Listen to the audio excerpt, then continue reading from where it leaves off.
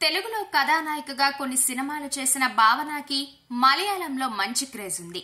కొంతకాలంగా ఆమె అక్కడ నాయక ప్రధానమైన పాత్రలను చేస్తూ వెళ్తోంది.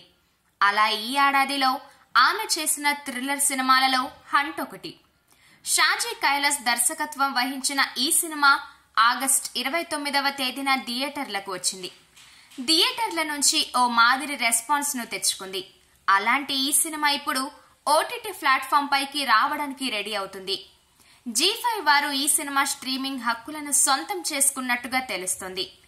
ఈ నెల 20వ తేదీ నుంచి ఈ సినిమాను స్ట్రీమింగ్ చేయనున్నట్టు సమాచారం. మలయాళంతో పాటు తెలుగు, తమిళ, కన్నడ భాషల్లో ఈ సినిమాను అందుబాటులోకి తీసుకురానున్నట్టు చెబుతున్నారు. కీర్తి ఫారెన్సిక్ డాక్టర్ గా పనిచేస్తూ ఉంటుంది. ఓ మహిళ హత్య కేసుకు సంబంధించిన ఆధారాలను వెలికి తీసే పనిలో కీర్తి ఉంటుంది. అది ఆమె రెగ్యులర్ గా చేసే పనినే. అయితే ఈ కేసును మొదలు పెట్టిన దగ్గర నుంచి ఆమెకి అనూహ్యమైన సంఘటనలు ఎదురవుతూ ఉంటాయి. ఒక ఆత్మ ఆమెను వెంటాడుతూ ఉంటుంది. అది గ్రహించిన కీర్తి ఏం చేస్తుంది, ఆమెను వెంటాడుతున్న ఆత్మ ఉద్దేశం ఏమిటి అనేది కథ.